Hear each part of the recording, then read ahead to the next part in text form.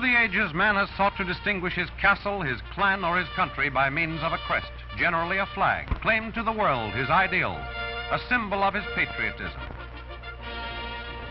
The flag of the United States in mine is symbolic of a living country and a government of, by, and for the people. The history of our still young and growing nation is written in every star and fold of our great flag. The great blessing of our birthright is that in this troubled world, there is still a bright spot where borders never change, where peace reigns supreme. The United States of America has become a nation second to none in wealth and influence, in greatness and in power. Our founding fathers sought words to describe the future nation and the flag which typifies it. In the famous preamble to the Constitution, the words, "We the people," signify the chain of unity which now welds our vast empire of 48 separate states.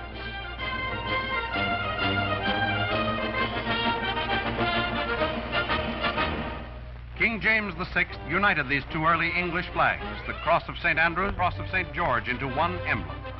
This new flag became the famous Union Jack, or King's colors, onto which were made the first settlements in the New World during the reign of James VI.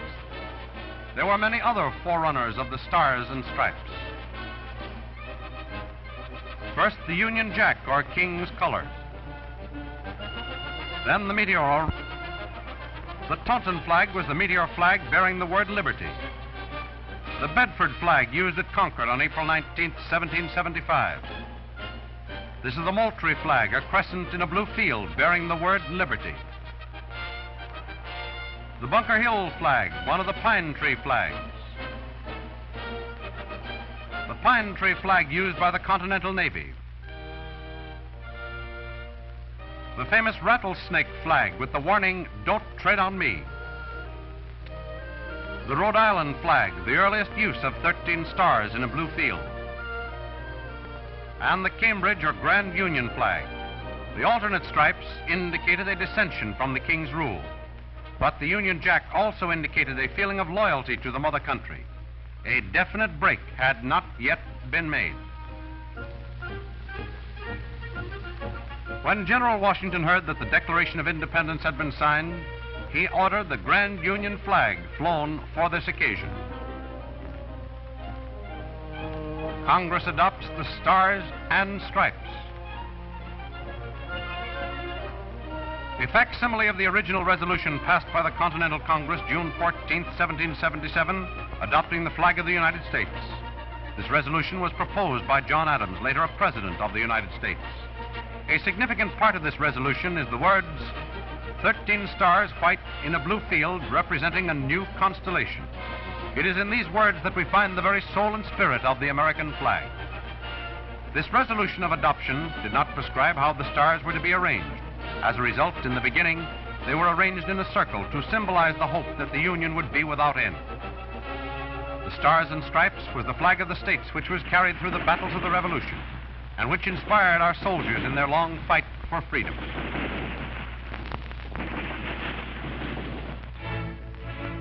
The surrender of Cornwallis at Yorktown, this marked the beginning of the United States as a free nation. The Stars and Stripes had won its first significant victory. It could now take its place among the flags of the world. In 1791 and 92, Vermont and Kentucky were admitted to the Union. The representatives of these two states wanted recognition in the flag. So on January 13, 1794, Congress enacted a law giving us the flag with 15 stars and 15 stripes. This was the flag of the United States for more than 20 years, until 1818. 1803, the Louisiana Purchase marked the start of our nation's westward growth beyond the Mississippi. Nearly 1 million square miles purchased from France for $15 million, or 4 cents an acre. This territory later added 13 stars to the flag. 1818, the Union had increased to 20 states. Ohio, Indiana, Tennessee, Mississippi, and Louisiana were given recognition in an act passed by Congress. This act returned the number of stripes to the original 13 and decreed that thereafter a star should be added to the blue field for each new state admitted. The essence of the act was every star a state, every state a star.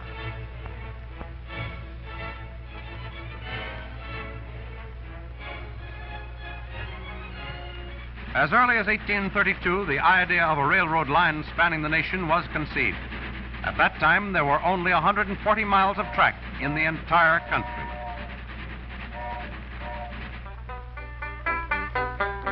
Building westward. 1849, the discovery of gold in California. This exciting news spread rapidly and soon started vast caravans of pioneers westward of wealth and adventure. These were truly the empire builders. Susanna, don't you cry. Oh, Susanna, oh, don't Mama with the banjo on my knee. Oh, Susanna. 1862, Congress had approved the plan for a railroad line from Omaha to San Francisco. The construction of this line was marked with many hardships.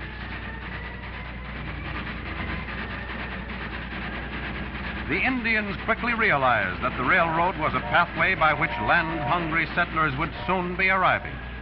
It would end their happy hunting ground. They attacked the construction crews at various points along the line.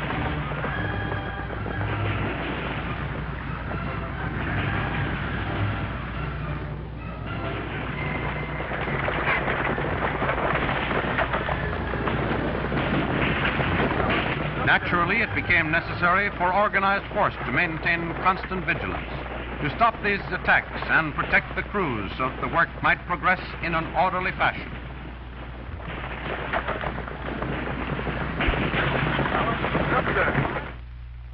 At long last, these empire builders had made it possible to cross the country by rail. The continent was linked from coast to coast. The westward sweep of empire carried with it a wave of new states, more stars for the flag. By 1912, our nation consisted of 46 states. Then, Arizona and New Mexico added their 2 stars to give us our present 48 states.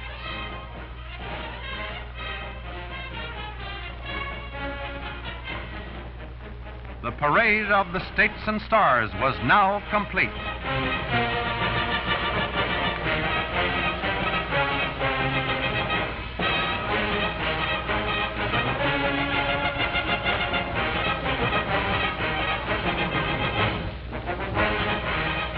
On May 30th, 1916, President Wilson established June 14th of each year as Flag Day, the culmination of more than a quarter of a century of effort to engender interest in the observance of Flag Day.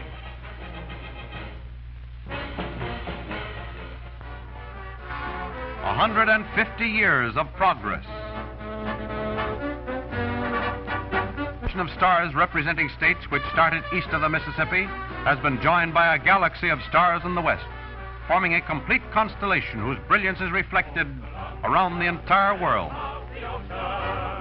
The home of the brave and the free, the shrine of the patriotic devotion, a world of the And today, from 13 struggling colonies, the islands on the east and the Panama Canal Zone on the south, to Alaska on the north, and westward across the Pacific to the Philippines. Friendly relations exist with the Dominion of Canada, still under the Union Jack of England. Nowhere else in the world is there 3,000 miles of border which needs no fortifications or soldiers to guard it. It is necessary only as a matter of precaution for us to maintain a powerful Navy, Army, and Air Force for the protection of our people and the pride on the sea. The eyes of the world are on the United States of America today. We, as a nation, must exhibit to the world the proud fact that a government founded on the priceless liberties guaranteed by our Constitution, which came into being more than 150 years ago, is still a splendid example for all other nations to follow.